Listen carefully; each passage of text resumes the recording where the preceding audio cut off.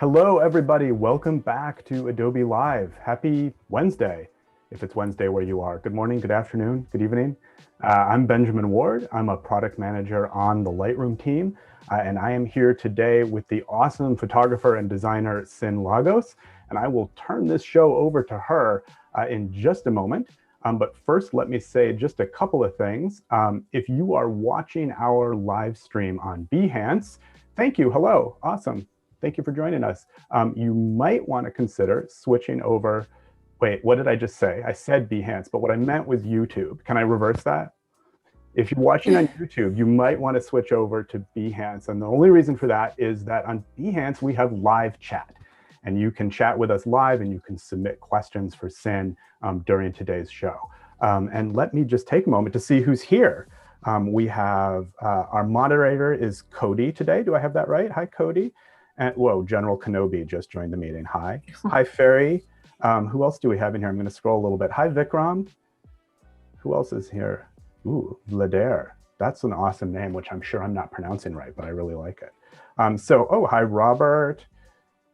So thanks, everybody. Thanks for joining us here today. You, of course, are here to see Sin, not me. I'll just get one more item of business out of the way before I turn things over to her. If you missed the last Photoshop Daily Creative Challenge with Sam Peterson, you can catch replays every weekday at 9 a.m. Pacific time. So let me turn things over to Sin. Sin will be talking to us today about Lightroom editing and community building. Sin, can you tell us a bit about what community building means in this context and maybe share some details of what you'll be talking about today? Sure, Ben. Thank you so much for that introduction. So community building was something that I wanted to talk about today because I actually have had sort of like this big question in mind this past year about community and the creative community, right? I think a lot of us have in general. But for me, it's been a lot because I moved to a new state. So I live in Austin, Texas now, which is freaking cool. But it does mean that I have to sort of reconnect with my creative community. So places like being on live streams and being online and just finding new ways to communicate with those friends of mine who speak that same language of creativity and ideas has been really, really vital for my process and my progress in this space. So I thought I would share that today and give us all sort of an insight on all the different outlets that exist today that maybe not a lot of us know about, right? So I'm just going to introduce myself here. My name is Sin Lagos. I am a street photographer, graphic designer, and as of late, I have a really big focus on mentoring and educating aspiring artists like you. So I'm really excited to be here today and being able to explore some of my favorite things on Lightroom and also how to better develop a community of creatives. So I'm going to show you a little bit of my background since we're on this topic now. So this is some of my work here as a photographer. I have jumped a little bit from different disciplines. So I used to be a graphic designer, still I am actually, that's kind of hard to say, but it's not in the past, still very present. But graphic design was my first sort of bridge towards this new discipline that I have embarked on, photography. And as I explore photography, I definitely explore different ways that I can express myself. So I started to sort of represent, I had a little bit of difficulty defining what I was. Actually, even my friends had a little bit of difficulty in that space. It's pretty funny to have this conversation because I've had this conversation with a friend recently and we realized we had like this aha moment where we realize that we sort of confuse our identities, right? Like we have our brand identities and we have our self identities, but creativity tends to be hit so close to the bone for some of us because we express it as part of our day-to-day, our lifestyle, our outlet for communication, that it is part of our identities to some extent, right? So for me, being able to identify that I wasn't just a graphic designer or a photographer, but actually was a visual communicator, right? A visual storyteller, really sort of settled how I wanted to approach my craftsmanship. And so this is some of that work, just sort of embedding here a little bit of what I know in terms of layout design, typography, while bringing together some of these concepts that I was trying to express here. So you can see here on the word unity, we were trying to do a photo shoot that expressed the solidarity between women and women in all sorts of, from all walks of life. And so we use the color yellow as a symbolism of like happiness, love, unity. And so I sort of went a step further and did a typographic treatment on this one here. And you can see it was all sort of thought out in terms of how can I further accentuate this story. And I have a few other examples here, just a trip to the Valley of Fire. And I thought, well, I can bring out that beautiful landscape and those beautiful like reds into a cover and try to express myself in that way. So you'll always find that to be synonymous with my work, a bit of photography, mixed media, so to speak. I have had the opportunity to explore other types of photography. So hospitality has been a really big one. So being able to redefine those like stories by actually almost choreographing what's going to happen as opposed to just finding it. Though my heart still sort of sits a lot closer to this type of work because it's more candid. But these days it's a lot harder to just step outside. So I do find myself sort of revisiting some of my work and finding new ways to layer on different, dimensions of like stories. So symbolism. And I think that graphic design kind of helps me do that a little bit further. So today we're gonna be, and Ben, let me know if we're running kind of in the right direction here. You determine the direction. Okay, cool.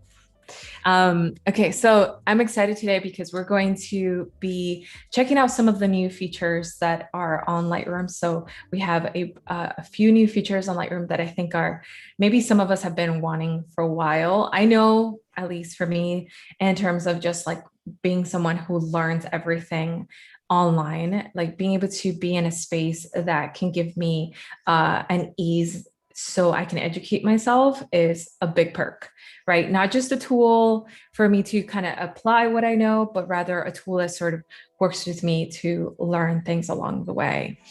So Lightroom has sort of readapted itself into that, and I'm here for it. I'm excited. So I'm going to jump into Lightroom here. So if you can see the bottom tab on right here where you see all my Adobe programs, you will see that I also have Lightroom Classic. I started with Lightroom Classic, and there's still a lot of really cool elements there that I love adapting to my workflow. But if you don't know the difference between the two, I know I was very confused for a while there. Lightroom is more fitting for somebody who, and you can ask yourself if this is fitting for you, but it's more fitting for someone who, one, wants to store things on the cloud.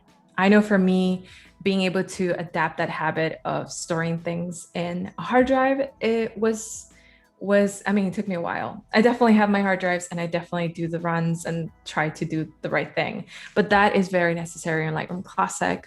And Lightroom Lightroom, it's a cloud-based software. So everything's stored on the cloud, which makes me feel really good because things are safe and I don't have to worry that the hardware is going to go haywire or something like that happens, which is very heartbreaking when it does, because it's totally happened to me. So that's one of the key differences that I honestly really, really love. I think the second one is the fact that you're able to also use it on the iPad or on your iOS, so on your mobile device. So basically you can use it on the go, and whatever you work on is going to be reflected on your desktop version because they're both connected via the cloud, which is pretty neat, I think.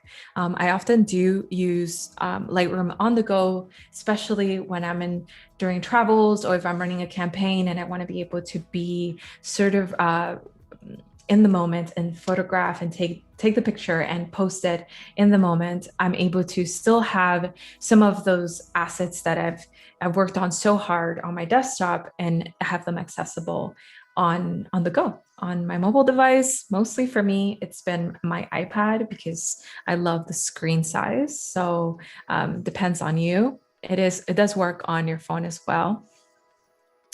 So I'm actually here. You're probably wondering, wait, is this Lightroom? This doesn't quite look like the Lightroom I'm used to. It's usually, the import section, or, you're able to see little thumbnails of all the photos you've taken. But I'm actually in a very special space of Lightroom. And this is called the Discover section here. You'll be able to find it on the left panel. And if you don't see that left panel, just click on that little icon on the left-hand side and it'll pop out. So the Discover section, I've built a profile here for myself, and it works. I feel like for me, it works in different ways. It's a really interesting space. It's almost like a social media platform, so to speak, but it's far more curated than what we're used to. At least I know personally that social media was a big deal for me because that's where I found a big part of my community. We would meet up for photo walks, which was super cool. And, everybody would talk about this or that, the gear, the photo, that picture. You see someone taking a picture and you're wondering, what are they taking a picture of? And then they show you the photo and you're like, wow, that was cool. And I know I found that through online platforms, and that genuinely for me is the most organic way of using online platforms, not necessarily for a number count or whether someone approves or disapproves of your artistic style or artistic expression. I think it's more about being able to kind of find that community, and this space has that difference that it's more curated towards photographers. And for me, that's a big deal because now we have sort of a different standard of folks who are going to view my work. And on top of that, well, it has other elements that I can keep talking about here, but I'm going to show you, before we jump into that, I'm going to show you the Learn section here. So it sort of explains itself. So I was talking to you a little bit about the fact that Lightroom is readapting itself so that not only is it a tool where you can apply your skill sets, but it's also there so that you can improve your skill sets. And it has this really neat section here called Learn, where there's recommended tutorials from photographers in the photographer community. I mean, these are folks like you and I, and they're sharing, they're just like opening up those curtains and saying, I'm going to show you exactly how I do my work. And being able to see that those befores and afters is like, I'm honestly like sometimes just like browsing here. And it gives me such a jolt of energy as opposed to, I don't know, getting lost on the internet. I'm able to be here and just kind of feel like, oh man, I want to go take more photos, or I want to jump into an editing that series that I haven't touched in a bit because I wasn't as inspired. And so you see these like very specific differences and like sort of the style and aesthetic that some of these artists approach. And you can see here, like it's a little bit more on that blue side, really neat. And just being able to see that color correcting, that potential of a photo, is really neat. And of course, you have this really interesting opportunity here to start a tutorial and sort of see how this photographer has been able to achieve that change in their work. And so you're able to follow through with them. And it has these really neat comments here on the side.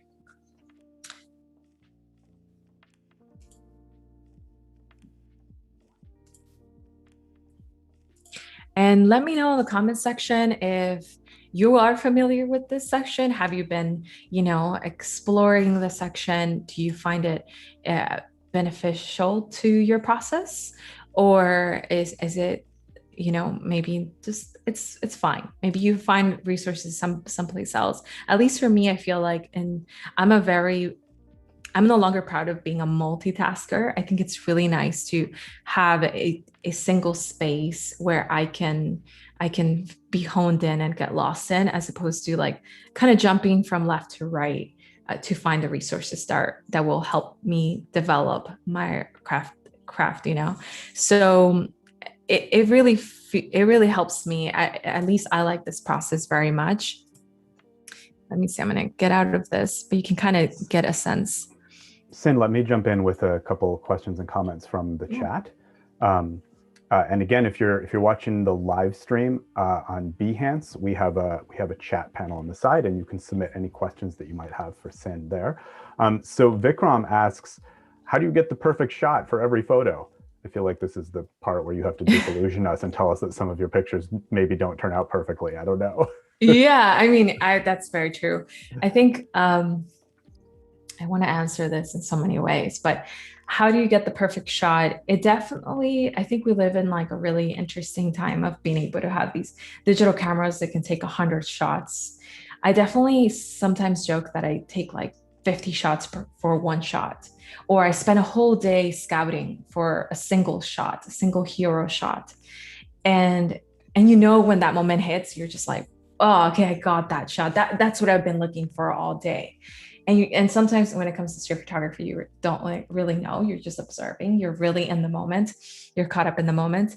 But to be more on like maybe on the technical level of things, I think photograph as much as possible, and definitely consider that, like, understand that there's going to be a lot of photos, but if you really hone in into one hero shot, one shot that really represents different parts of your work, that, you know, just adding those layers of symbolism and composition and those photography techniques that we'll dive into here today. I think sometimes there's two photos that are pretty much the same, but I'll discard the one on, you know, on the right, because it just doesn't have that little bit of maybe highlights and shadows that I think this one makes this one a little bit stronger, or that person didn't have that gesture, which makes this one a lot stronger. So it can be tiny details, but if you really hone into those details and you start to say like,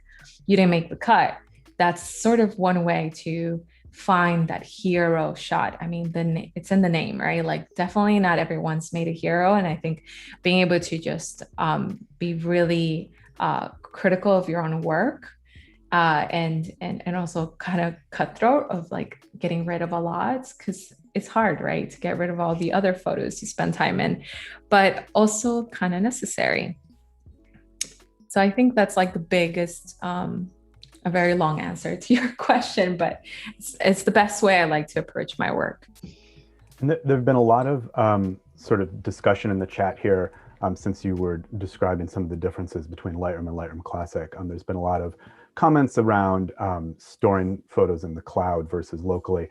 Could you show, I just want to make sure that people watching this know that when you're using Lightroom, which does store all of your original RAWs in the cloud, you can also choose to store them locally if you wish. Could you show that really quick, Sin? And if that's not something you've done before, I can walk you through it, but super fast. Can you, I'm sorry, I sort of missed that a little bit. So to show them how to store them locally? Yeah, so if you're using Lightroom, you don't have to just have the photos in the cloud. You can also have Lightroom store a copy of all the photos locally on your hard drive, which is an option in preferences. And I just thought it might be helpful to folks to show that. Yeah, sure. I am here for it. Tell me how to do that. Go to the edit menu. Okay. And go down to preferences. If you were on a Mac, the preferences would just be available under the Lightroom menu. And click on the local storage tab there on the left. And then you'll see that there's an option there, a checkbox, store a copy of all originals at the specified location. So if you check that, then you tell it where you want Lightroom to put originals, and you can pick you know, an external drive if you have one plugged in, for example. Cool. So if you do that, that's then really neat. Yeah, if you do that, then Lightroom stores a copy of all your original RAW files in the cloud and locally on your hard drive. Right. So then, you know, I think that will be a situation where maybe you don't have enough cloud storage, or you want to always sort of have a copy available because you are, you know, I don't know. Like, I think once cloud sort of serves a lot of purposes, so it's kind of hard to say. Um, I've always wanted to evolve away from hard drives, to be honest, but I'm glad to have this option Yeah, since we do spend so much money on those hard drives. well, and it is useful. It's potentially useful here for a number of reasons. Not so much for the if you run out of cloud space reason, because Lightroom is always going to store a copy in the cloud as well. So this doesn't solve the. This isn't an instead. Because it's this a copy, it's yeah. an in addition, right? But it can give people a little bit of extra peace of mind. Like you don't just have it up in the cloud. You also have it locally on your hard drive, and it can also be handy if you go offline, for example. You still have all your photos there and you can work with them and you're not dependent on an internet connection, for example. Oh, that's a good point. Yeah. I often find myself like editing photos on a plane. And so that would be a good. And if you're doing that if you're doing that too, you can actually you don't even need to, that checkbox in preferences is the option to keep a copy of all of your photos locally. But if you just have like maybe an album of photos that you need locally so you can work on them on a plane, you can do that per album as well. So if you're in an album, you can say, oh, just store this album locally because I'm going to be offline for a while and I need to be sure I can access it. So that's an option as well. Really cool. Yeah. There was also, do you mind a couple more questions from chat? Yeah, sure. Okay. There was a question from June. And I might have to ask June to elaborate on this question a little bit. I'm not sure. June asks, how do you create the website in Behance under the Discover panel? I think it's something you were talking about a little while ago, showing kind of your profile page under Discover. Were you showing that? Yeah. So I started by sharing my images. So you'll see here on, let's see, we go to photos. These are some of the photos we'll be working on today. You'll find on the export section, there's a lot of things that we can do here on the export section. One of the really neat things that is pretty new is being able to share your edits so other people can edit with you, which is really neat. Also, you have all your customary exports. So if you want to export large, small, I know sometimes it's important for me to like export a little bit smaller for mobile and social media. But also here we have this really cool section, which is, this is share edit, which is to submit to the Discover page, which is that section that we're talking about. So when you submit to the Discover page, it's going to ask you to give it a title. It's going to ask you to give a bit of a description. Sometimes I use this description because I know it's going to sort of showcase my edit process. I use this description section to talk a little bit about how I approached my editing process, or otherwise it's just a space to say, well, when I took this picture, it was really interesting. Think of it as like the caption that we're accustomed to. And sometimes I get a bit poetic and I just write something really nice. And so under here, you'll find some relevant tags here so that you can say, well, it was a night photo. It was a bit abstract, I don't know, documentary. And you have this section where you allow permission to download to download the edits that you have applied to this image as a preset. So in other words, as a filter for others to have for themselves. And once you've done that, I'm just going to name this test. You can share it and you'll see it. You'll see it submitted into your profile page. And in here, you'll find a section where you can customize your thumbnail, your about, but it really begins with like the fact that you're already connected with your premium membership. So it's going to have this there by default, whether you use it or not. It's sort of like how it will propagate, these images. But it's really about exporting some of these and start kind of creating this section for yourself. I created a banner for it, added some of my links, And so I do have like kind of a section where I get to see people who I'm following, people who like follow me back, kind of nice, with some likes along the way. So it has that same formatting. In terms of that, the stuff you did up at the top with the banner and your profile pic and all that, did you do that? Is that with the little edit button that I see in the upper right corner there, or did you have to do that on the Behance site? How did you set this up? I didn't set it up on Behance. I actually did it directly on here. Some things I think came from Behance actually, because this is my thumbnail image from Behance.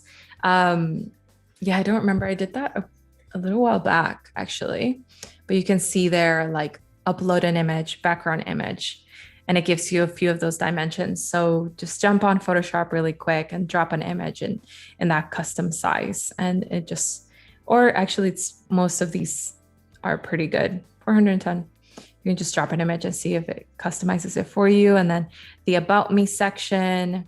So all of that, those were edited here directly on Lightroom. Yeah. So you might go in there and realize like it was already there. Like you already have yours. You just don't have it set up like this where you have shared images. And as soon as you have finished an edit, I think it's a good practice to share your images. Of course, you have the opportunity to allow them to save a preset, but maybe you can opt out of that and just share it, you know, with a really cool caption and let other people view your photos and sort of see the process behind it.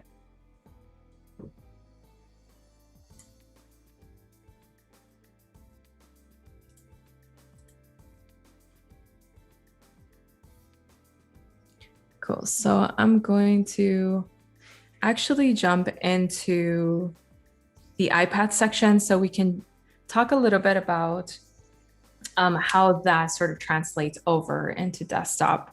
But also, I think one of the really neat things about editing from a mobile device or your iPad is the way you interact with the photo is far different from using your mouse cursor.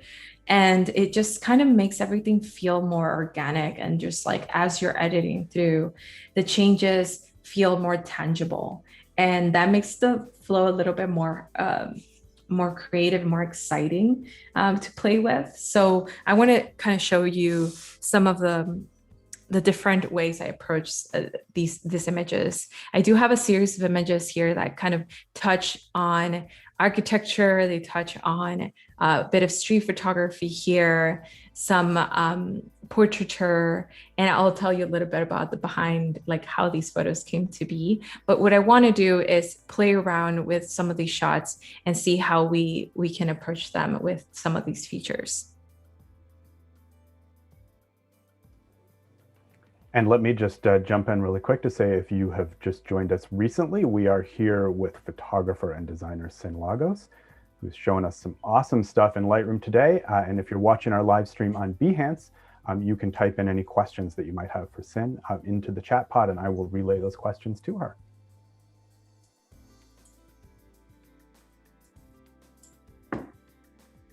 Cool. So if you can see my iPad here. Okay. Quick second.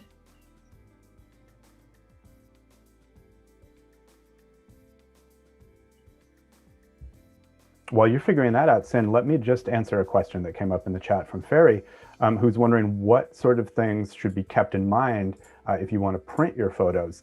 If you want to jump in with an answer on that now, I know it's a little off topic from what you're doing, that's fine. Mm-hmm. But let me also say that this is actually the second time that I've hosted Sin for this show, which is awesome. So happy to have you back. And in the previous show, Sin talked all about printing. And that is recorded and available on Behance and YouTube. So there is a whole like 2.5 hours of Sin talking about optimizing for printing. So a wealth of information there that you can check out. Yeah. So actually, this was one of the photos that we played around with on that live stream, and it's really interesting to sort of adapt your photos for print, and even more interesting to be able to see them like from this digital space to that like tangible wow, like this is that photo I took. And our equipment is so capable of printing these or capturing these really detailed shots that we often miss on the digital space. So I'm glad that you're looking towards like printing, because even if it's not for a business or like a business venture um, or anything like that, it's just really such an experience for a photographer to have their work printed. It just looks completely different. And if it's for maybe a book that you want to create, or sometimes I gift my images to friends, especially if they were there while I took that photo, or if that location is very important to them. I find it to be such a really special gift. And then they show me like, oh look, I hung the prints, and it's super cool. So basically I'm saying find any excuse to print. It's hella cool and totally worth it. So I think we have our iPad screen. Cool. I'm gonna jump in here. I think I'm choosing this photo to start with. A bit of a challenge because it is a more like night photo. Let's see, I'm gonna go here just to make sure that we are working on our original. So since I'm here, actually, I want to talk about versions.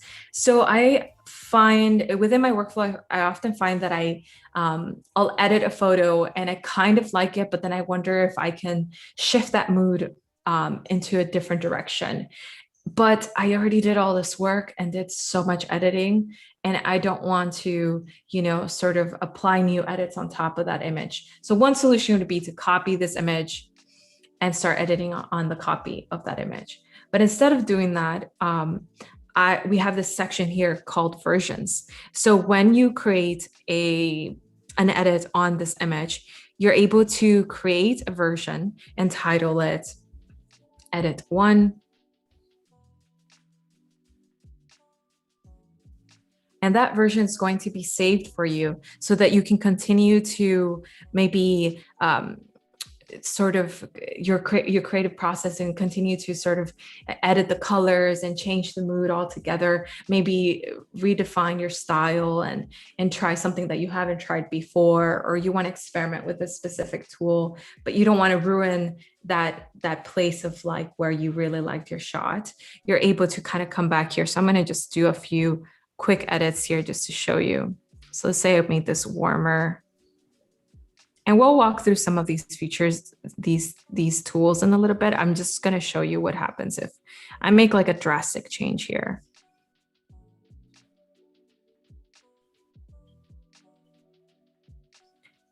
So what I'm doing is painting the shadows, the midtones, and the highlights to just change this mood a bit. And I'm going to use the blending tool to make sure it doesn't look too drastic. But we kind of want it to look a little bit different. So see how that works. Maybe I do a different crop. A little bit closer. So you can see the two guys there. Okay. Okay, so that's this current edit.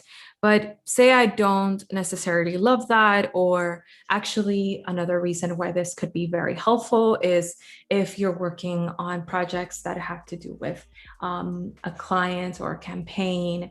This is a good way to sort of show your clients different types or styles of edits, right? Maybe they want it completely monochromatic, and you're able to just show them like the different edits that you have come up with, and that can dictate that campaign. But what's cool is that you're not exporting and creating like new files for no reason. It's already living in here, and you're able to readapt this and have that conversation of what shots work for you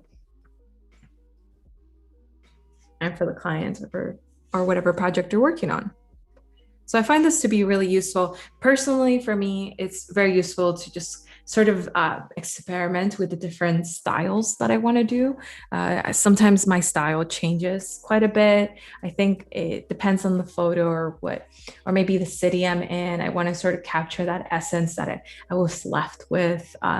Maybe there's some reference, a little bit of that landscape that I want to bring back, whether it looks a little bit more Midwest or maybe more nostalgic, or was that place very like filled with people and very, very energetic. Maybe I could make my shot very energetic by oversaturating, or not oversaturating, but saturating, creating that vibrance feel and increasing those contrasts. So like if I'm coming from that space of like, I want to tell a story, but maybe I want to tell a different story, this is a good space to just experiment with the different versions of that. Sin, I don't know if it's just me, but I'm wondering if maybe my view of what you're doing has stopped updating. I'm still seeing you in the crop section on the iPad here. Is that where you are? That is still where I am, but Yeah, okay. I think it froze up. Because okay. Sure. Yeah. All right. So let's see here. I am also just working on sharing my screen here, just in case. Cool. No worries there anyhow, because I think I was just sort of talking about how this could be applicable. You haven't missed any of the edits. We're all focused on the version section.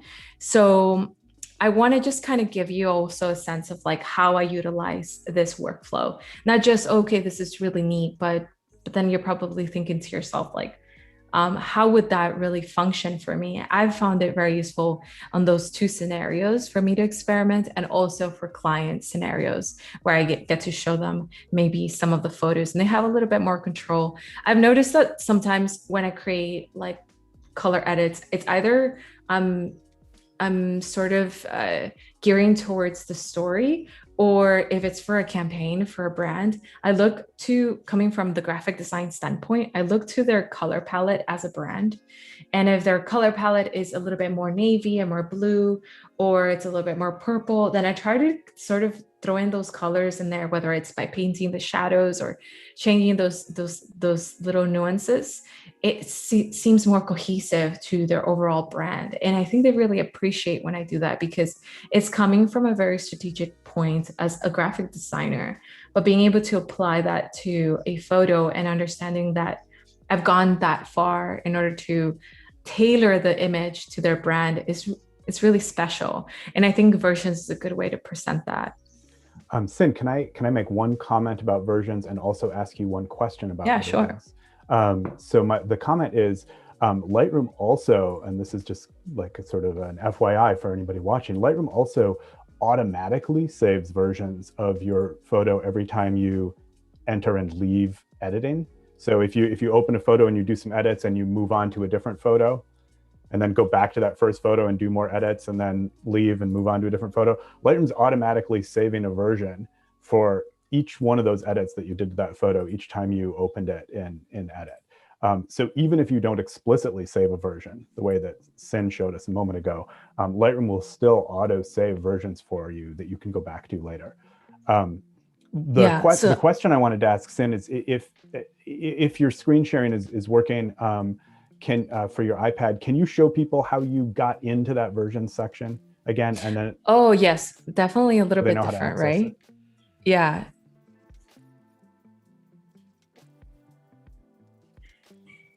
Sure. Okay.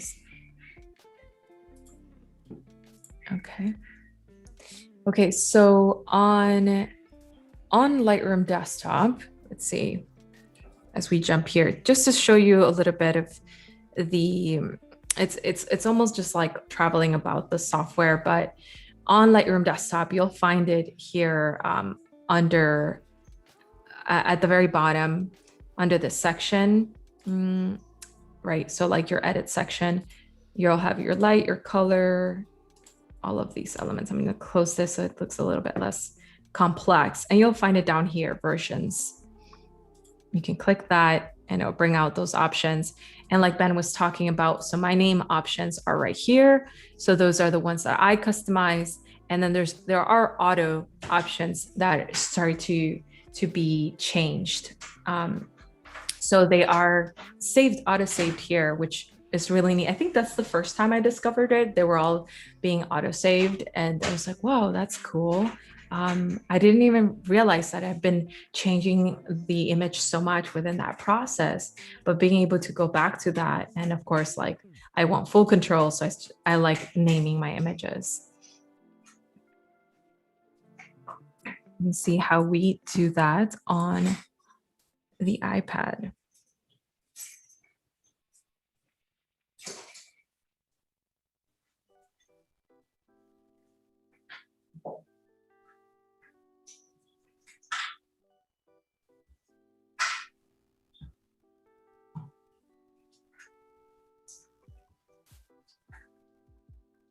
Okay.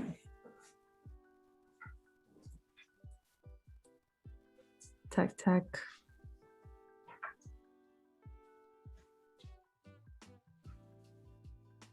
Yeah. I did. It's gone.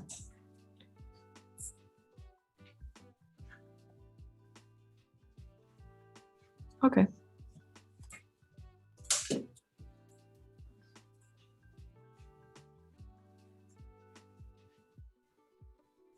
I was muted, so you can't hear me. I'm just saying that if you're wondering what's going on, there is an amazing talent behind the scenes who's running this whole production for us. Yeah. We can hear his voice in our head. I don't know if you guys on the live stream can hear him. So if Sin and I suddenly both look like we've been abducted by aliens or something, we're listening to this helpful voice in our head work out our technical issues. Yeah.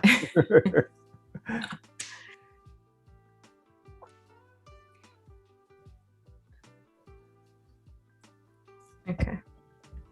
So we're going to try to share the iPad one more Okay, time. cool. Cool. So Yay. I see the iPad. Cool. Nice. All right. So what we want to show you is sort of where you can find the version section within the iPad. So you notice that in the other one, it was up here, right? But we can't find it there this time. So I'm sorry, I forgot. There it is. Okay. So where you see this little teeny tiny clock at the bottom of all of your tools, and you'll be able to find that. So it's basically sort of like tracking a, if you're fluent in Adobe softwares, you'll notice that there's in other sections, there's also like a history tab. This, I think, is a bit of like that same symbolism. So it's the history of like how you've developed this image. And so you'll be able to find it right there, which is a bit more accessible. Actually, it's a little bit more intuitive for me to be able to find it here, even though it wasn't a second ago. But I do feel like, okay, well, I wonder how much process I've made. I wonder where I'm at with this. I've spent maybe 30 an hour on this image. I wonder how many have been auto saved, or if this is probably about that time that I can save one of them for myself because I'm happy with it. Or should I reset it and go back to original and sort of, take a look at it later because I'm like burnt out. That happens, So this is one good way to do that. I'm going to move on from this photo so we can sort of explore the other ones as we go. And now that we're on the iPad, we'll get to show you a few of those really cool intuitive features that do change quite drastically for me on the iPad versus the desktop. But I really, really like it. So I'm going to go here into this image.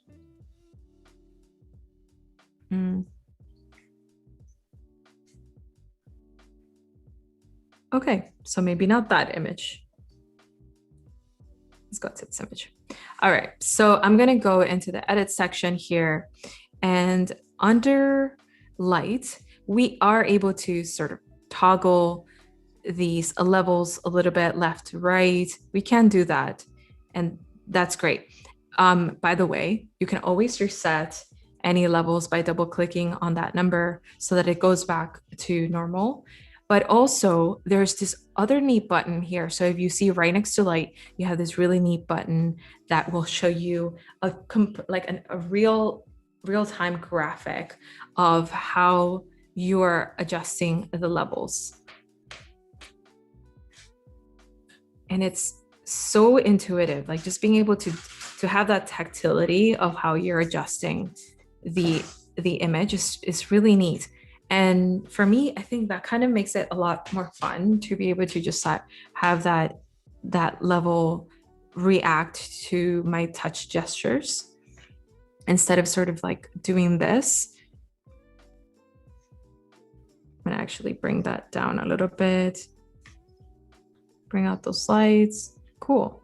So just much like that, you'll be able to find a similar feature, which I really, really love also. So under color, and then you hit color mix, we're gonna find this tool that is a target, sort of like a target symbol. So if you hit target there, we're under hue, you'll notice right here, we're under hue, we do have saturation, we have luminance, right? We want to play a little bit with the hue so you can have some visibility of the changes I'm making here. So if I touch this yellow section and I go left or right, you can start to see the changes in that hue. And on the right-hand side, you see the colors that it recognizes. It recognizes that there's bits of yellow and bits of orange on that background. So that is going to be adjusted, which I think is so neat to be able to just sort of see that. You can go up, go down, changes. I go left and right for these. So maybe I want it to be a little bit more on the orange side. I get to adjust that. Equally, if I want to saturate it a bit more, I can select that saturation button and go to the right-hand side, and the levels are going to go up. And if I go to the left-hand side, it's going to be desaturated. But what I really like is being able to target that particular section. So I pick a space in my image and I touch it, and that's going to be able to, like the AI alone is going to be able to detect those colors. So similarly, if I go into, let's say, hue again, but I touch the leaf, you can see that there's bits of yellow and green in that leaf. If I touch this other part here, it's a bit of red and orange. So it just gives you, this has a little bit of that yellow too, because of course the light sort of jumping and projecting it's the color on different things. So let's say we want to change the color on that green. So make it a little bit more blue, or, you know, I'm going to show you an exaggeration version just so you can see that big change there. But maybe I want to, when it comes to plants, it's kind of tricky to overdo it, because either that plant looks alive or it looks like it's autumn or something else. But or fake, right? If I go too much to the blue, it might look like a fake plant, but it wasn't. It was actually perfectly real and tropical. So I'm just gonna leave it there for now.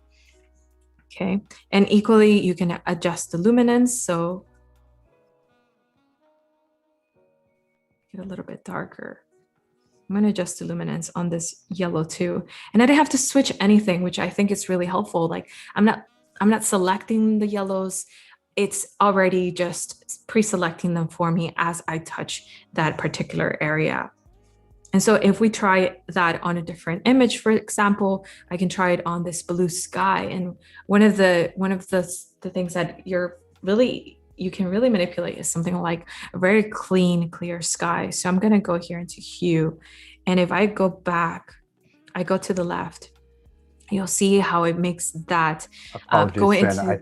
Sorry, I think your screen has frozen again, at least for me. I'm still seeing the picture of the plant. It looks like that's kind of locked up.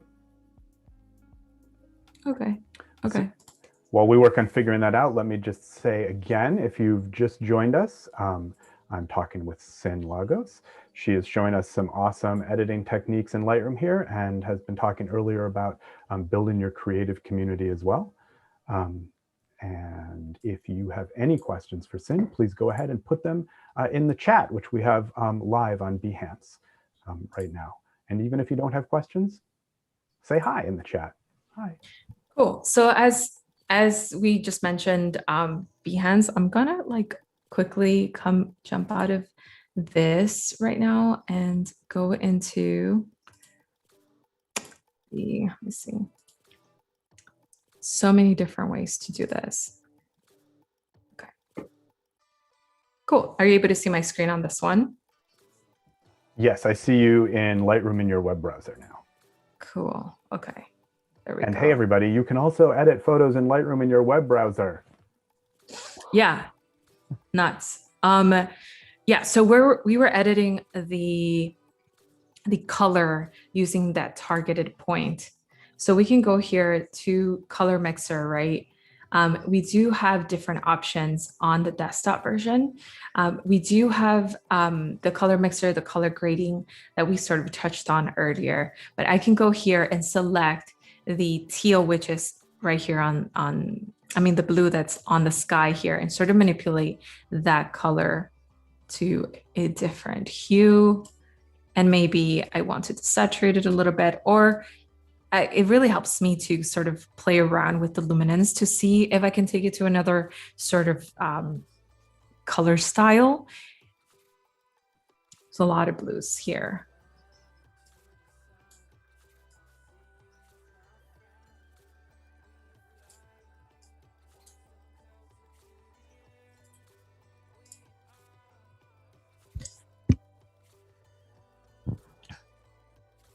And then I might jump here on the color grading section and we'll find all the different options for midtones, shadows, and highlights.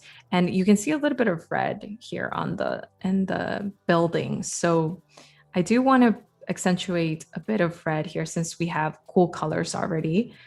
And so we're going to add a bit of warm colors.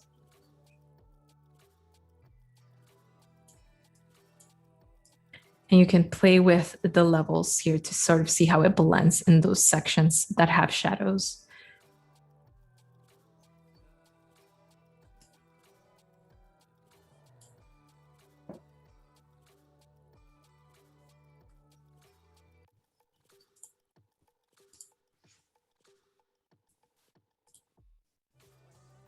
Okay.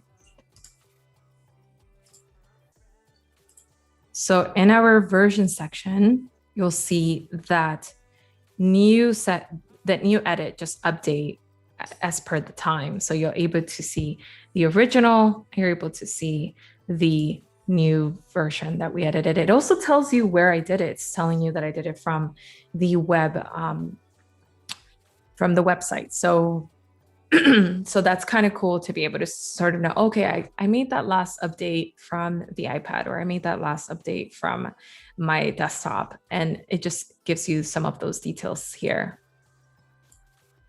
I'm going to crop this image a bit.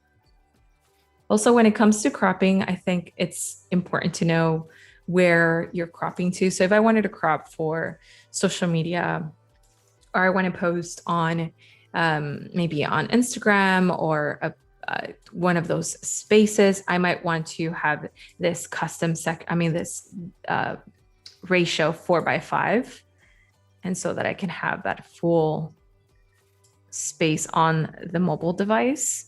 So I might find like a new composition here based on this 4:5. And when it comes to like the grid itself, you can always hit the hotkey O, and you can see the different grid systems that are there for you to use. Some of these are a little bit more advanced or a bit more complex, but I think as a rule, it kind of helps to be able to find the intersections. And so this is that rule of thirds there that I think some of us are familiar with.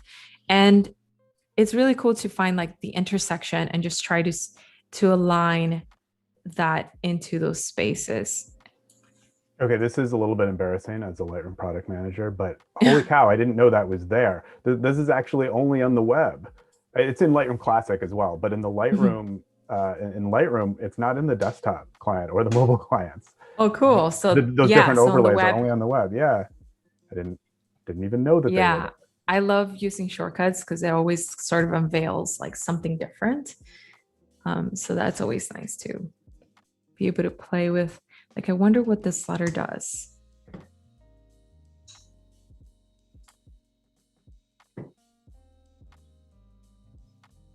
I'm going to try to jump back here and show you something else. Hold on.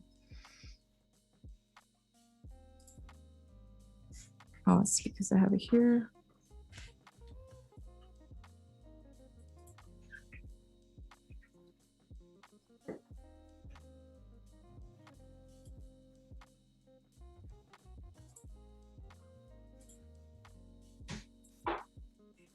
So I'm going to go into Behance / Send Logos because I think you mentioned it earlier, Ben, about Behance, and I wanted to show you some of the other spaces that I think I've in the idea of community that I've been able to connect with my community. So Behance is again another space that is really, really cool because it's curated for artists of all sorts of disciplines. So it's not just photographers, it's designers, animators. I mean, I've seen some really cool stuff for like exhibitions and architecture. So really neat to be able to have or be part of a space that is so vibrant with like so much creativity.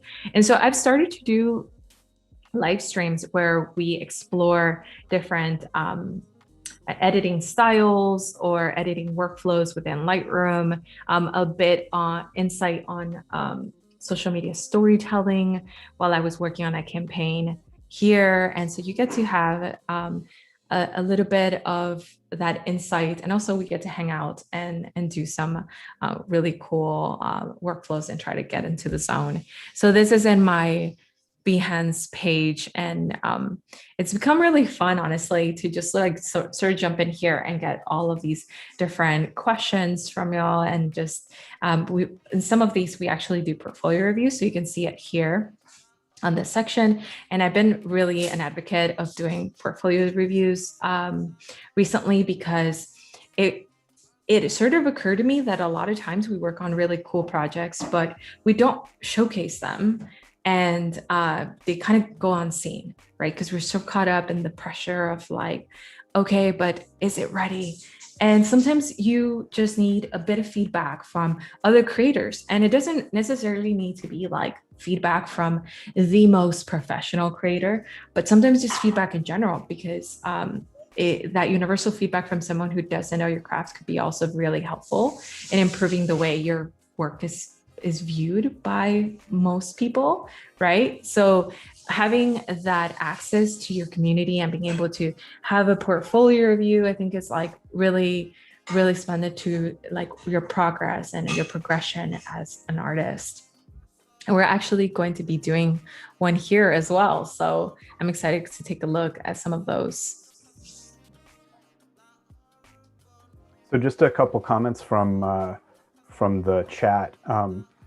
Nguyen says, and I have to give my standard apology if I'm mispronouncing names, says that this is first time knowing that there's a Lightroom web. And I just wanted to chime in and say, Sin, thanks for showing that to us, because I don't think I've ever seen anybody do any editing or demo in Lightroom web in any of these live streams before. Certainly not on any that I've hosted. So that was fantastic. And then also just wanted to say, yeah, that is kind of the awesome thing about Lightroom. Since Lightroom stores your original raw files in the cloud, you really can access them anywhere. And we have Lightroom clients for the computer and for web and for iOS and for Android. And you can work on your phone or tablet or web browser or anywhere you want. And everything you do syncs back and forth. So you can edit something here. All this work that Sin just did in her web browser here will show on her desktop application as well. And it's super cool to have that kind of flexibility. Access, yeah, full access. Honestly, I think if I had this when I first started, we are definitely spoiled a bit, by Adobe, I think. It's really, really nice. So I'm going to show you that really a neat feature that we're working on the iPad. It does still apply to your desktop. So being able to have that target view. So you'll find it under color mixer, and it says here, target view And it's going to be similar. I am using my mouse in this case. It's not as fun, but it's still cool in the sense of being able to toggle left and right and define those colors. It does show you the changes. Like right now we're messing with the saturation a bit of that sky. You can increase the saturation. Kind of cool. It also projects into these little windows there. Right? Or if you want to play with let me see how that looks. Okay, if we want to play right here, you'll find this section where you can see the saturation, the hue. And so if we want to play with the luminance, all we have to do is target that area. If I was targeting the clouds, for example, it changes things a bit. It's not the same. It does have hints of blue there. So if we go into the hue, make this a little bit teal, and it does have a really accessible symbol here for that tone curve, right? And it applies the same way. So we go to the right, it increases that. And if we go to the left, it goes into more of the shadows area. So if I want to pick up some of those details that are hiding underneath the shadows, I can bring it up, or I can continue to go into the graphic here and just start to pull those levels, try to create like an S curve for a bit of shadows. And of course, you're able to also access the different color channels. So if you want to do something a bit more creative and start adding some warmth here, bring up that that line a little bit, like a third of the way up, and bring down the line a little bit, a third of the way down. And you can see how it affects that specific channel. Kind of crazy how much you can do, right? I always sort of push it to the max and see like, what am I doing? What am I affecting? How much can I change in this photo? That's a nice tip actually that I've heard from some other photographers as well, is don't move the control until it gets to where you think it looks good. Move the control past where you think it looks good and then back it off until it looks good. Yeah, just to, you know, it's kind of, you know, we go in here and we're a little bit overwhelmed with so many different options. And really, I think the first thing you should do, like if you just, it's your first time here or you haven't done it yet, is go through every single button and just push those levels all the way to the extremist point and see what it really does. Because I think there's a lot of features unseen because we just don't go and experiment to the max. And honestly, that's going to kind of give you that confidence of like, okay, I know what that does. I wonder if you start kind of doing case studies of other people's work, which you could do when you're discovering people's work on the Discover page, you'll start to recognize, okay, they probably did that with the levels, or they probably did that with, you know, the color mixer. And the beautiful thing there is that there might not be a mystery because they do show you that behind the scenes. So then when you go into that tutorial and you start to see that they in fact use those tools, there's almost like this aha moment because you're already you're developing that that muscle of like, okay, I know how to achieve this stylistic mood with like my own sense of like the software. I think that that's great advice, exploring all of the controls to see like what they do. And also I just wanted to add, if you hover your mouse cursor over the name of any slider, it'll pop up a little thing and tell you like what it does, and show you some examples of like what it does and how it works, just right in line there. So yeah, do we get this in Lightroom Classic? You do not. No, Lightroom Classic just assumes that you know everything. Yeah. Yeah, so definitely a great place for you to start learning is Lightroom. It's so made, so it's all very formatted for learning, not just applying your skill sets. I'm going to go into some of these portraits here, and I want to show you an example of some of these different features that have just been released. So I have these really neat portraits. We were talking earlier about how community sort of may develop and come from all of these social platforms, and that we showcase our work, where we showcase our work. And some of those situations for me have been like being able to meet up with photographers and meetups or photo walks. And this was a really cool photo walk that I hosted with Creative Mornings in New York. And it was really nice because we had like these different props that we played around with. I got to keep some of those. It's like really cool prop here. And just being able to play with like the prism effects, so you can see the prism effect here happening, and just having that different perspective that maybe isn't just from a camera angle, but rather from like literally framing somebody because you're using a prop. And that's something I think like we don't explore enough. At least for me, I find myself exploring that when I get behind maybe a leaf or a plant to create a foreground dimension between me and the model and someone and something else, or in some cases buildings, right? So I'll find different props to sort of blur out in the foreground, and that works itself out. I didn't bring it with me, but it is a good thing to keep in mind, like what props can I use to sort of accent the way I approach my work. So I'm going to jump into editing one of these photos here. Let's see, maybe this one here. And I'm going to go into a different section.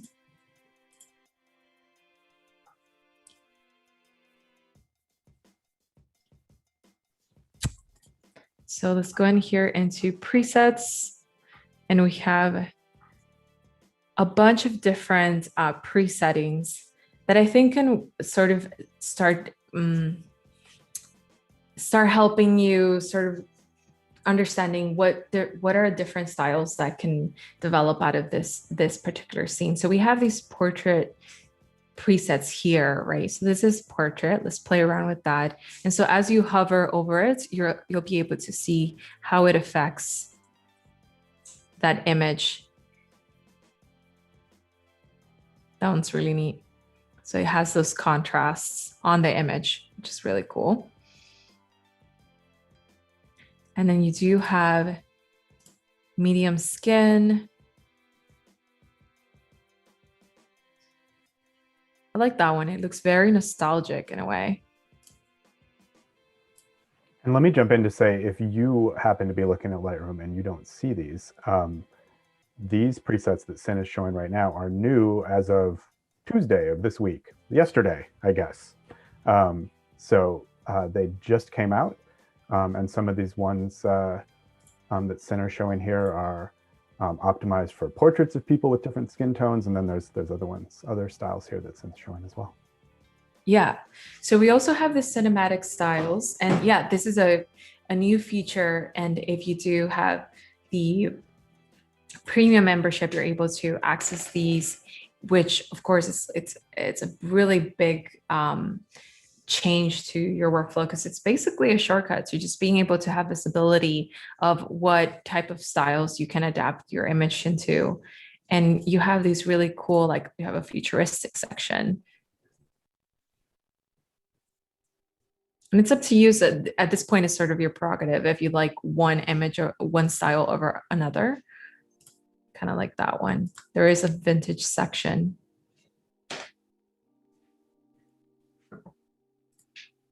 And of course, like anything else, you could still apply this and find yourself still kind of adjusting little bits. Like you still can adjust the lighting, the contrast, you can adjust all of these other elements. So you still have an opportunity to make it your own. So it could be maybe not the end of your editing. It could be sort of the start of it. So like the foundation of how you're going to begin editing your photo, and start to modify that photo to your liking.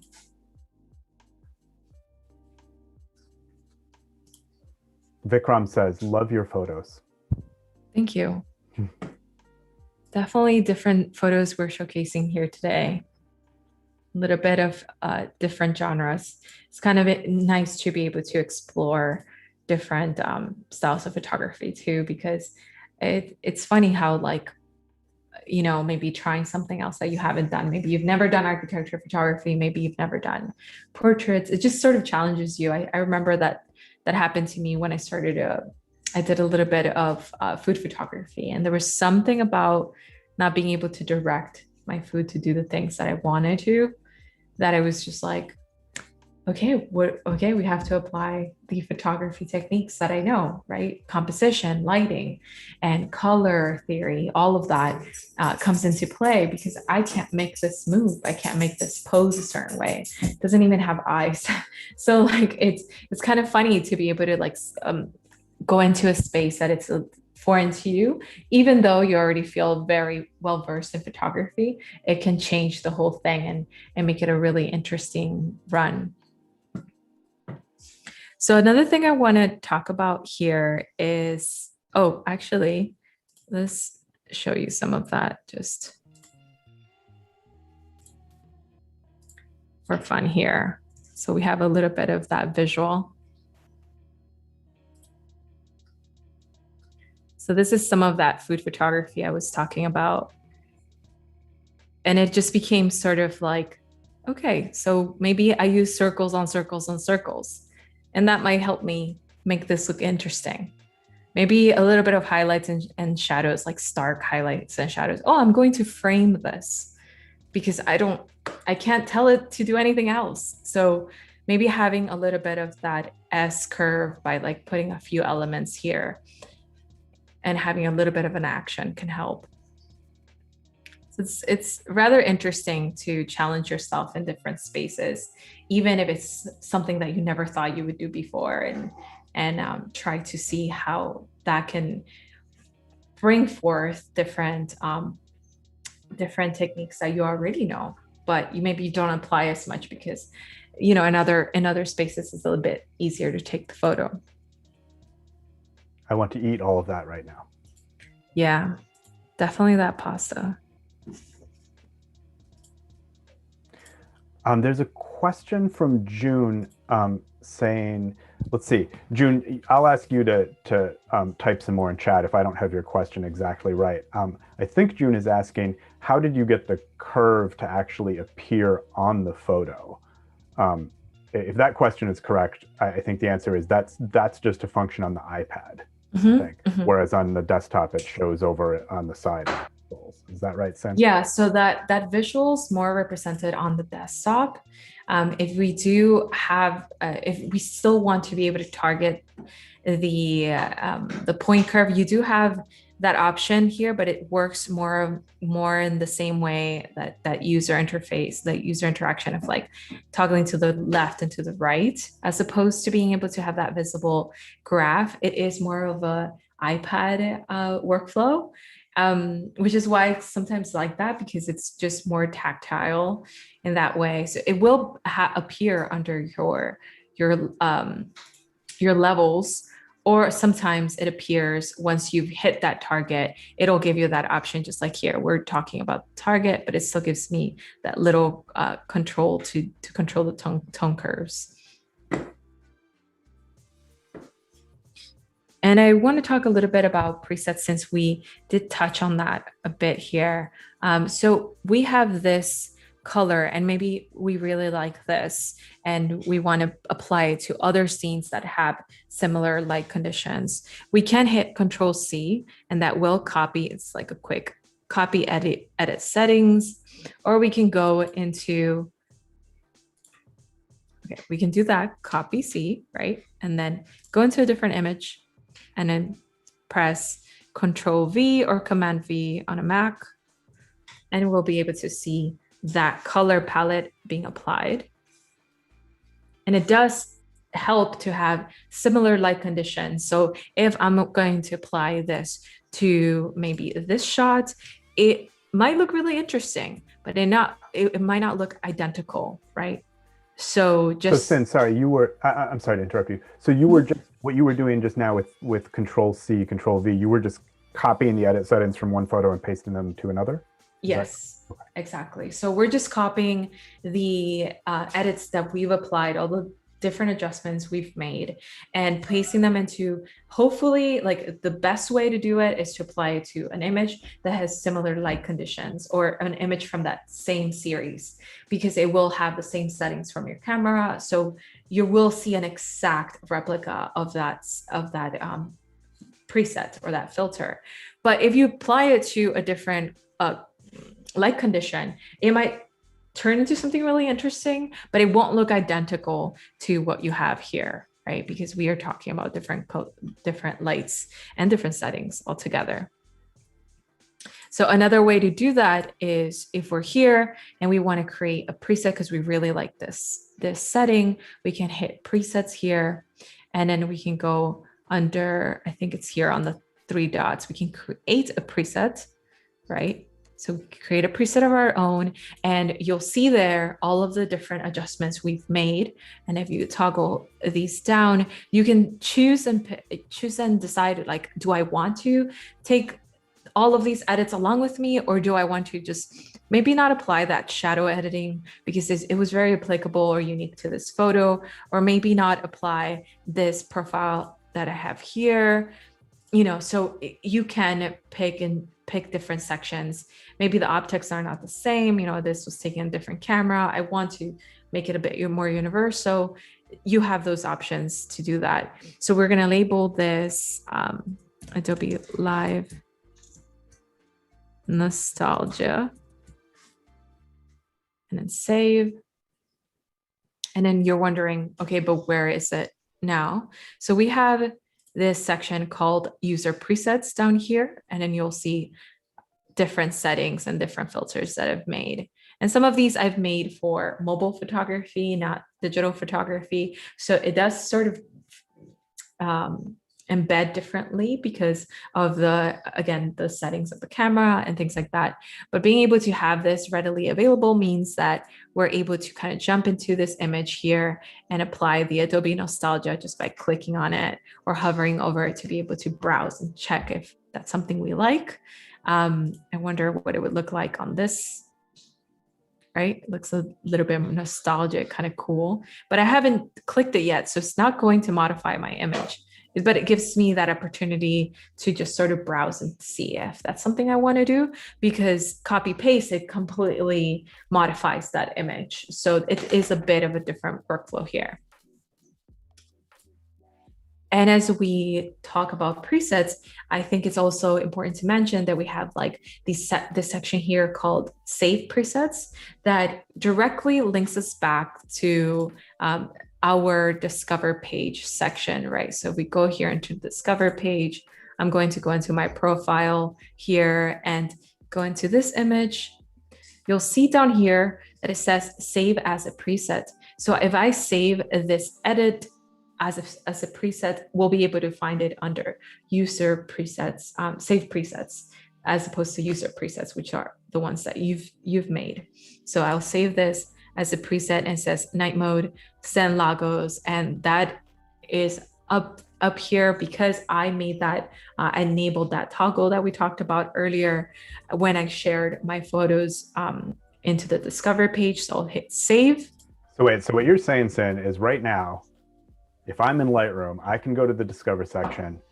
I can look at your photos that you've submitted to the Discover section, and I can save your edits as a preset that I can use on my photos? Yeah, pretty much. So that's kind of cool. That's like being sweet. able to just like not only learn from my process and being able to see that here on the right-hand side of like, wait, how did she achieve that? So like all the mystery and all the ambiguity is out the window. You're able to learn and develop your own skill sets there, but also save the preset and apply it to your images and try to see like, wait, how does that magic happen? And maybe If you apply it to an image with these similar light conditions, maybe it looks identical, maybe it looks a little bit different. Kind of interesting to see like what this filter looks like with a different another city or your city or somewhere else that you photograph. So we're going to go here into the our editing lab section here, and I'm going to go into my presets again.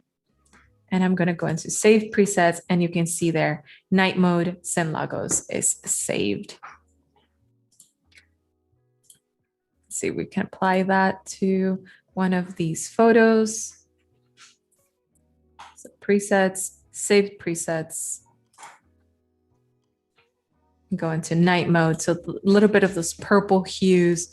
And even if I apply this to a different color, it's kind of cool to see how it adds those purples and those teals right into that image.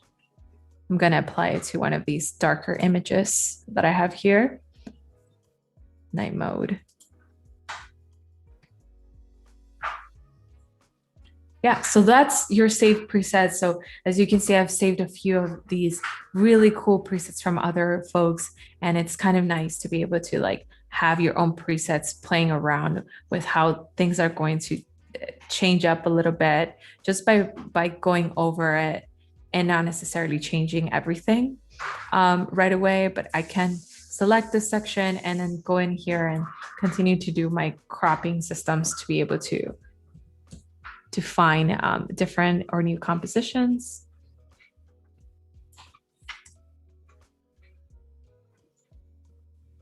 And like any other presets or anything that we do, there's everything still able to be modified. So we can still go in here and adjust any of these settings and continue to sort of apply a little bit of the things that we think could strengthen this image.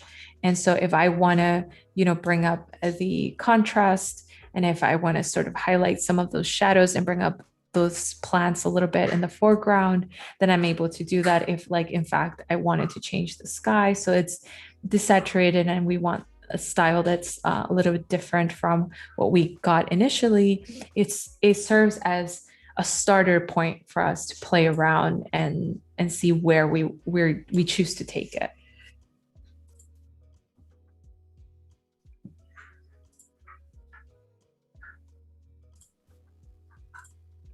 And we can go into versions here and create a new version called edited 2.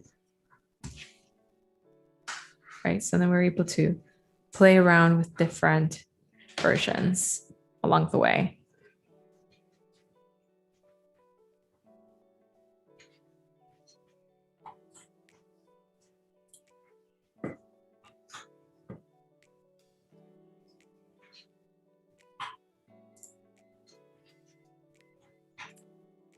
Let's go into my saved presets. Let's close versions for a second. A comment from Bruce says it looks like a painting. It's kind of cool.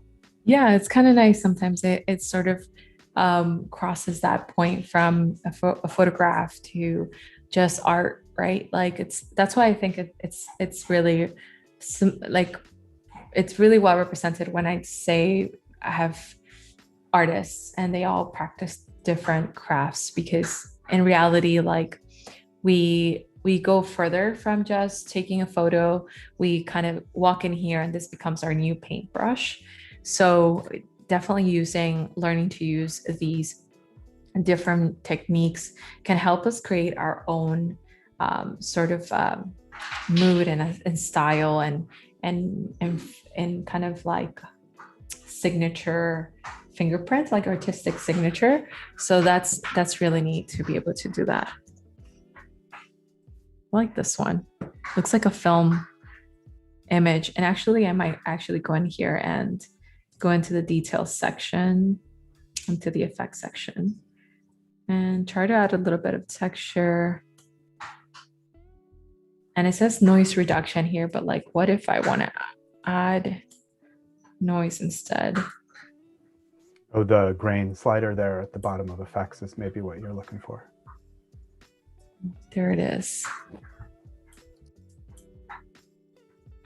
since that's already kind of giving me that film vibe, I might as well go for it and add those grains. Oh yeah, And I can, can you zoom in again? Because it totally doesn't come across on the video stream until you zoom in. But now I can see it. yes. When you're zoomed in, I can see it.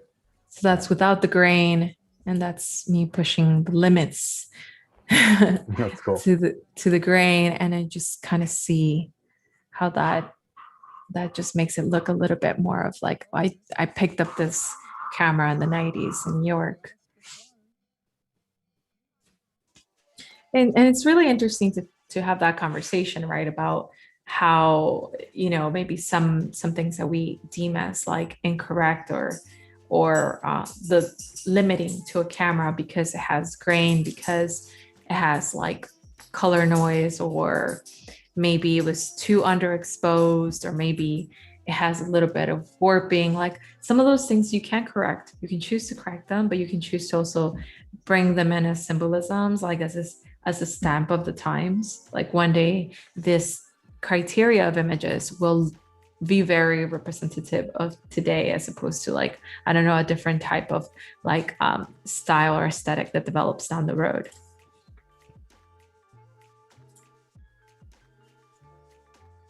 Let's see which other photo we are going to jump on here. I'm gonna play with this one.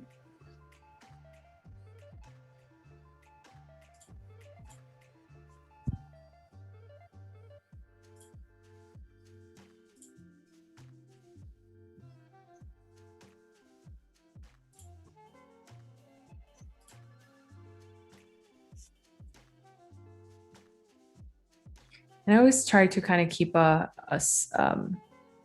system in place so that I know, like, okay, these are images that are going to come along with me when I really like them. So I can just hit the 5 or hotkey 5 here, 4, 3, and define which of these images are going to be exported and take up that space in that cloud or that space in that hard drive for me to be able to share along. And sometimes it's more about like, okay, so a 3 is going to go into social media, and maybe a 5 is going to go into my website.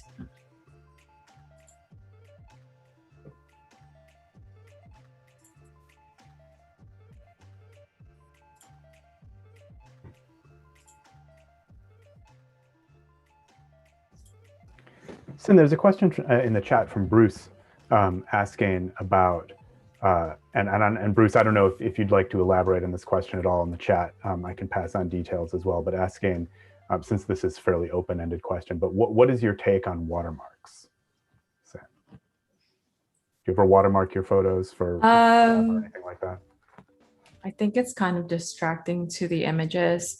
I know it's like everything about being online makes you just want to kind of grip your work closer to make sure that, you know, you're not having your stuff stolen or taken. I think it's a very like nuanced thing to artists. Like we want to keep our ideas secret. We want to protect everything.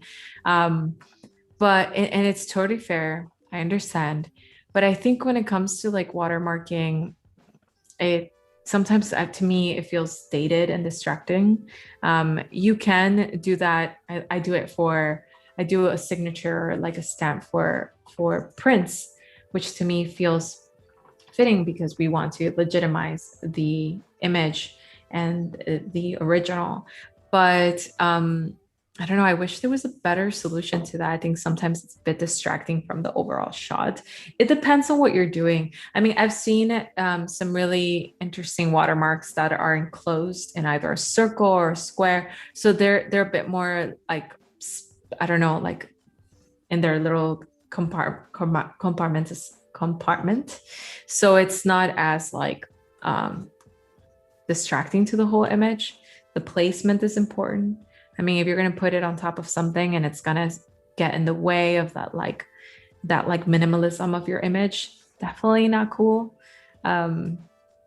Yeah, there's other ways. You know, one way that I do keep in mind is my naming, the sensibility to my naming on all my exports. So when you Google yourself or when you Google something, that name is going to be, you know, that defining like, okay, so this is relevant to that. So for example, I'm going to name this San Lagos Architecture, Miami, Anglers Hotel, Street Photography 2021, right? And all of those words become keywords for people to understand that this photo belonged to you, but also that this photo is relevant to what they're looking for. So if when it comes to like watermarking, I don't know if that does anything else but protect the image and kind of become like sort of like this security system, as opposed to doing other things that can really be a bit more beneficial to like bringing other people to see your work, or like, you know, having more people kind of get a sense of like what you're up to and what your style is and what your work is. I mean, what you're curiously observing these days. Bruce, since you asked my opinion as well, I'll just say I never watermark my photos, but also nobody cares about my photos enough to steal them. So I don't have to worry about it.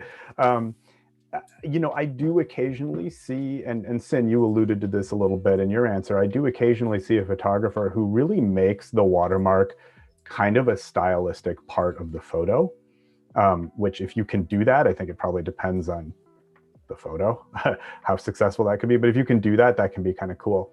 I will say, for whatever it's worth, that the watermark feature was pretty late to Lightroom. We had it in Lightroom Classic forever, but Lightroom was out for several years with no watermark feature, and it was the most requested feature request that we would get until we introduced it. So wow, clearly something that's important to a lot of people. Yeah, because it is on Lightroom Classic, and I have found it, and I thought it was okay. Do I want to use this? And sometimes it's helpful because you do probably spend the time to create a logo for yourself and things of that nature. But then eventually I didn't use it as much. But I guess there are folks who do use it very much. So it's good to at least have that option. Yep. Yeah. And you can do it in Lightroom now too, on the computer and on the phone or mobile tablet. Okay. Really neat. Let's see.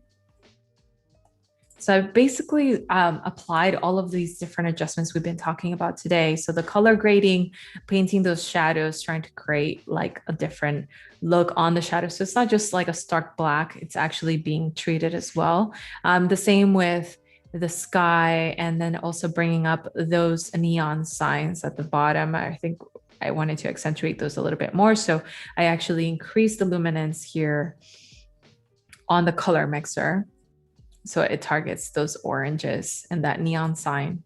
And it's almost like I'm turning on the lights. Right. It applies to a little bit of that cloud up there.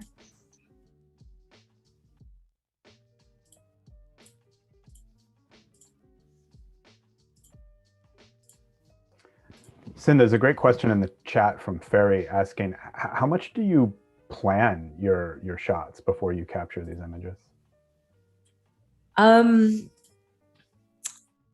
Before I capture the images, it depends on what criteria of images we're talking about. I think when it comes to street photography, I think my biggest plan is to be able to take the right equipment, take equipment that I want to experiment with on that day, and just definitely have a shot list in my mind of all the different photographic techniques that it can apply today. So that could be anything from, okay, I want to play with scale, or I want to play with contrast, or maybe I want to play with patterns and multiplicity. Like, so then that shot list in the back of my mind plays a role in where I look. So I might observe that there's a lot of different tiles on a particular building. There's this one shot that I took that way. And then that very moment, there was this guy that passed by with a plaid shirt with literally the same hue of color of the building. So I thought that's multiplicity, that is patterns. I'm going to point my camera in that direction and see what happens. So in terms of preparation, I think being able to have that shot list in the back of your mind is helpful. And secondly, I think being able to think what camera I'm experimenting with today. So if I go out with a prime lens, I know I have my limitations because I can't zoom in. So then that will define where I stand and how maybe I'll go up a building and try to get a shot from way over there and just have these really crazy depth of field like irony there. But it depends because you're thinking in terms of your equipment. You might be playing with film and don't have that ability to take as many shots. You have 25 shots maybe, and so you have to think to yourself, okay, so I have 25 shots, which ones do I want to get today? Maybe you wait all that time to be able to get them, and that's the hunt, right? That's the hunt of street photography. So it depends on what you're doing.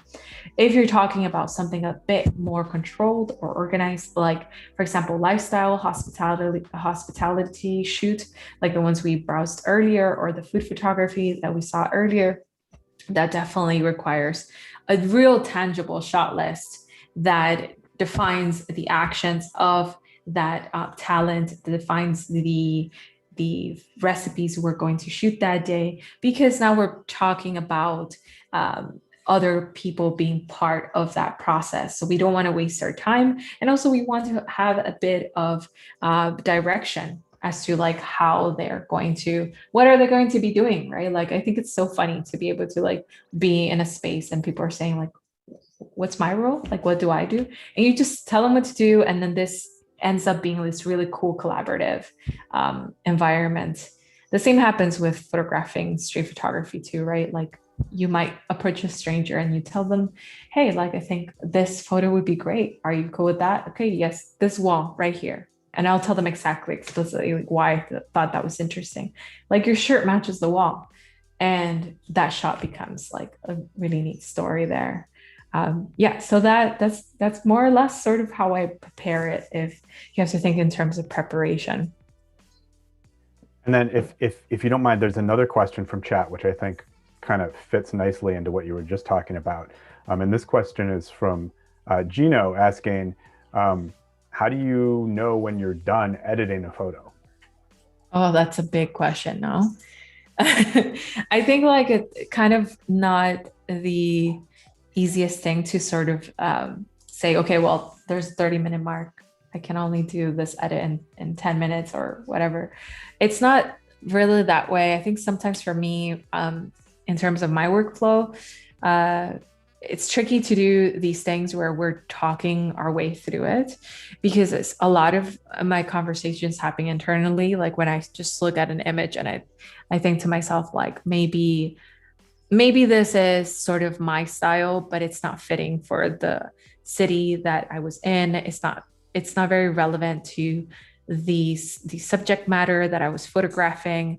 So which things do I want to like address in my shot? And that will kind of determine like, okay, I've done that. Like if I've done that task of like really sort of like enhancing the story here, if somebody's going to walk away knowing that's like, California, Texas, Miami, then maybe that's what my accomplishment was for that edit. So it depends. I think it's good to go in there with like a bit of an intention of what you're trying to edit as opposed to just do anything. But if you are starting, experimenting is everything. So there is not really like a direct timeline. I think it's an intention thing. And also like looking at your photos a day after is helpful. Like just looking at your photos and saying to yourself, okay, well, I'm no longer in the editing mode and I'm not like wrapped up in that. So I can just view this photo for what it is and try to sort of step into the shoes of a viewer. And if you like what you're saying, if you kind of gain those symbolic gestures or that extra color theory that you were trying to achieve earlier, if you're able to see that, maybe that's when you're gratified. You're like, okay, this is working for me.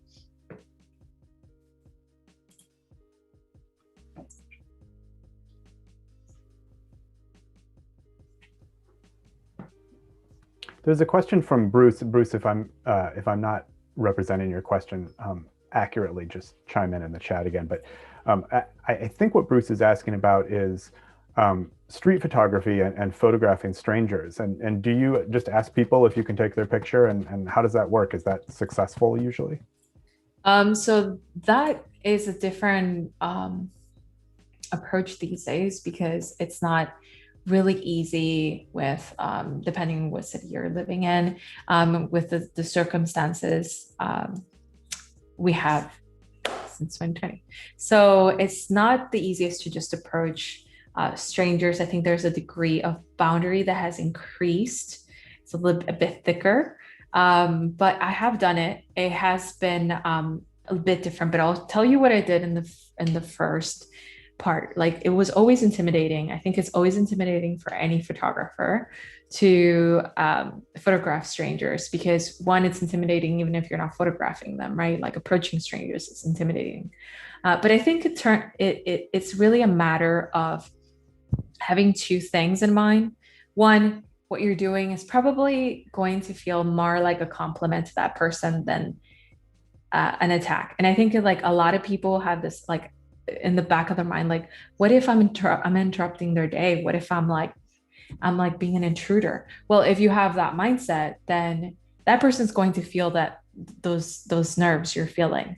So definitely approach it with good intentions, and I think that it's going to fall in good graces, right? Two, always have a plan. So say to yourself, I actually want this person to look straight into the camera, or I sort of compose the idea in my mind beforehand, and I say to myself, like, I wonder if I can have them do that, and I'll be really surprised, or maybe compliment something that attract you to them to begin with. There was this fellow with this tall hat in New York, and I told him, wow, like, that's so cool. And then he was like, yeah, I was thinking of bringing my other hat today, and then he started talking to me. So I said, hey, do you mind if I take your photo? And I actually took him into this different section, which is a big ask, right? I'm asking him to walk away from his like particular route to just like step into this wall right here that I thought was a better backdrop. And because I wanted to minimize the amount of people around there. And he did that. And it went as far as, like, he was telling me, I used to take photography when I was younger, and then he tells me his story, and I just, I talked to him. I entertained that because, what, at the end, it's very humanizing for someone to feel seen. So it actually becomes a very pleasant experience. Today is a little bit different, right? We're wearing masks. So it's not as easy as me smiling to that other person and letting them know that I'm a friend and not a foe, right? It's in fact like even hard to verbalize hey, go to that wall. It's hard to verbalize that. So it's not the easiest. I remember the first time I actually went out and took some shots of people while we were still very heavily wearing masks. I took with me, back to the plan of how do you take pictures, I took with me the right gear. So I said to myself, I need to take a lens that can get closer while I'm still far away. So I couldn't take my prime lens because that would mean I have to be closer, physically closer. So I took a lens that I can zoom in so that I knew that they can feel safe even though they're far away. And I would just tell them, move to the left, and you'll be surprised what people are totally cool with. And they're just like enthused that happened to them that day. They'll probably go tell a friend that happened.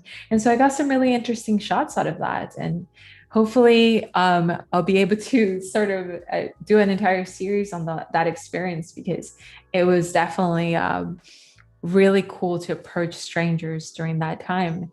And though I don't discourage it, I think if you keep yourself in the mindset of, what you're doing is documenting, and you're not here to hurt anyone or do anything like that, the nerves go away, and it's going to kind of translate over to the person you're talking to. And just a quick heads up, we have about 10, 12 minutes left here today. Okay, so I'm going to use this time really quickly to sort of show you some of those portraits we just talked about. So approaching strangers, what that's like. And it's kind of interesting, like, for example, in this scenario, just to continue on that train, uh, I was at a party here, and there was these candle lights on the table, and this really beautiful girl was just dressed in a very authentic culture, just dressed up in like expression, and I love that. And so I asked her if it was cool if I can take her picture, and she gave me this pose. And her friend and it's, joined in, and they had these like flowers. I didn't put the flowers there. They were just like, how about we do this? And it was just the fact that for me it was a situation of, I know that if I ask for a picture, I have the responsibility of taking a good one. So in my mind, I'm thinking, oh my God, the odds are against me because it's dark. But there were these really cool candlelights that in fact served as a spotlight for them. And I asked her to, can you get a little closer to the light? And those simple instructions can ease the nerves for her too, so that she doesn't feel like, well, what do I do now? Right? Like, it depends on who's in front of you. But you couldn't tell it was even a party. There are like simple little silhouettes there in the back, but it was actually rather busy. But that spotlight really helped in like concentrating on the portraiture. I really love the way that came out. This is the man with the hat here. And this is the one when I took him to the wall. And I actually took a film shot with the SX70 with when I took him to that section. And he just posed with his baton, which is really neat. It's when he was telling me his story. Yeah, and sometimes I capture things candidly, and they're just happening. And honestly, I'm not afraid of doing that. Like in this moment here, she actually had her hands down, so that's a different.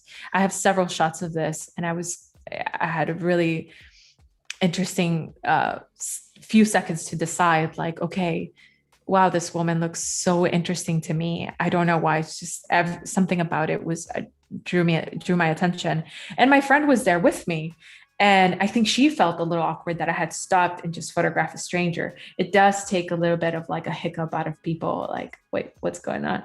And she actually didn't. She was well aware that she has a presence, and she had her hands down. And in the moment that she saw me with the camera, she could have told me I don't want. She could have done this gesture, which would have been perfectly acceptable. But instead, she did this gesture, which I understood as she's voting yes for this.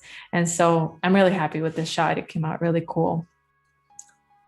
So just kind of trust your gut instincts. There are going to be boundaries, so definitely respect them whenever they are presented to you. Different cultures are going to react differently to you as well. So it's something to keep in mind. But if someone allows you to or invites you into their space, do the best you can, have that shot list in mind.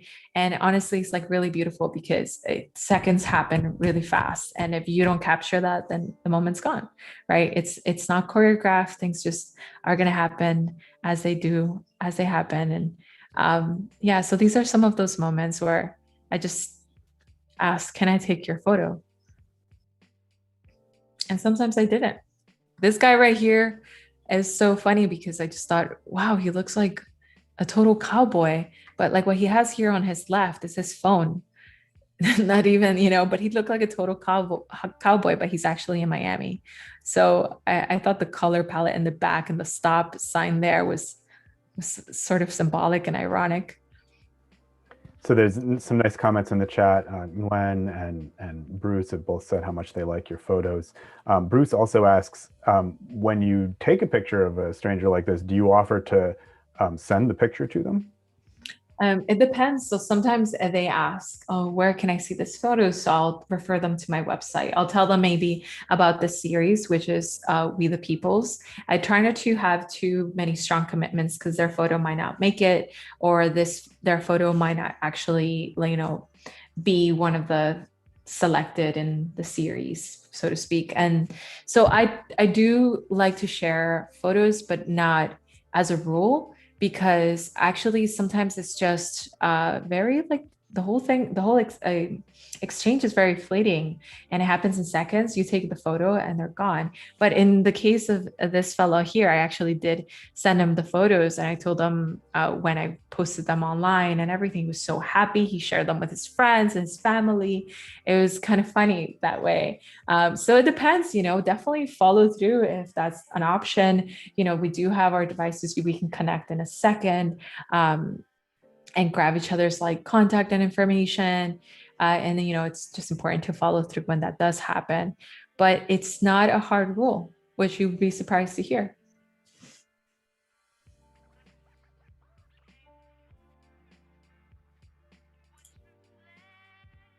These are other situations where I didn't necessarily have to ask. I just captured the moment. So you can see him here in a really very silhouetted, in the dark area, and then her kind of having a bit of a spotlight. But what I wanted to do was play with scale for the most part here. So having the opportunity to have him be the bigger image. We all know that he can't look really necessarily like a giant. So this is all a matter of perspective. And in terms of perspective, being able to get further away is also helpful. So you get to have the whole scope of a scene. And so all of these shots are shots that I just pointed and I was able to take these photos.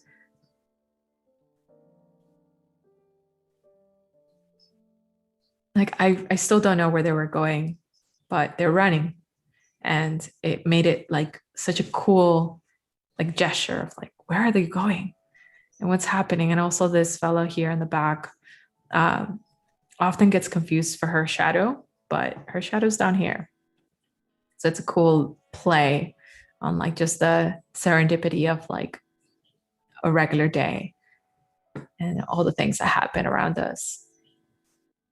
This one was a bit more choreographed, right? So I actually had to photograph this for the apparel that she's wearing. And although this is actually a rule breaker because the apparel is not as visible, but what it did is create a mood and a lifestyle. And I wanted to just highlight that. And I saw this pocket of light and I told her, I know we have 100 other shots to do, but I want you to stand there and we'll play a little bit with this light and see what happens. And I'm so proud of this photo because I love the angles and geometry and the gesture in her hair. And that kind of just brought the brand a little bit to life. And once we showed it to the client, they actually loved it, which wasn't even in our approved shot list. So kind of go with your gut there. Speaking of 100 other shots to do, there's a question in the chat from Katie asking, is there a minimum amount of shots that you take of each scene, or how does that work? A minimum amount of shots? No, I don't take a minimum amount. I definitely try to take instead of trying to take a number of shots, I try to think of, well, if I took the shot from the front, maybe if it's not a fleeting moment where things are just escaping really quickly, I might say, well, what if I take the same shot from above? What if I take it from below and from the right, from the left, and maybe a closer one? If I have all those, then I know that I really exhausted that shot, and probably I might go with the closer one because it was far more intimate than the open one, or maybe it was the wide angle one because it really shows the space I was in. So if I don't really know what I'm doing exactly, but I feel like, okay, I stopped here for a reason, I don't know where to begin, I'm just going to run through the gamut of all the different perspectives that I can do. And so those are some of those. Otherwise, most of the time, I really know. Like I really think to myself, well, there's a reason why I stopped here. It must have been because of the scale of these things. So, okay, wide angle it is. Okay, well, it's a bit too populated and I want minimalism. Okay, so maybe I get a little bit closer, or I get a different angle that really just kind of starts to crop and hone in into a specific subject and change sort of like the amount of things that I have in an image. And sometimes it's just about waiting, right? Like waiting for these birds to do their thing and just sort of like try to capture that moment as much as well as I could. If I had that shot closer, I don't think you would have an opportunity to get a sense of like sort of the shadows here on the side and it's really dramatic, just the wind and the waves. It's very, very peculiar there. So if I got closer, I would kind of leave, not have the room to just sort of show that scale. Even this part here is important. Like this empty space helps in minimizing the elements and just making it feel really breathable. Sin, Same with this one. we've got about 1 minute left. Yeah. Okay. Any final thoughts before we do a little wrap up? Well, I'm really happy that you guys like gave me so many questions, because it just made me really explore the different ways I mean, we all approach photography. I think it does tend to shift a lot. But yeah, workflow is really important in terms of how you photograph it, so the production, but also the post-production of how we edit it. But just as important is continuing to keep that connection with community, which I feel like this is why you're here learning from us, and this is why we're here teaching you. So thank you for joining us. Awesome, Sin. Thank you. So a couple of things here as we wrap up.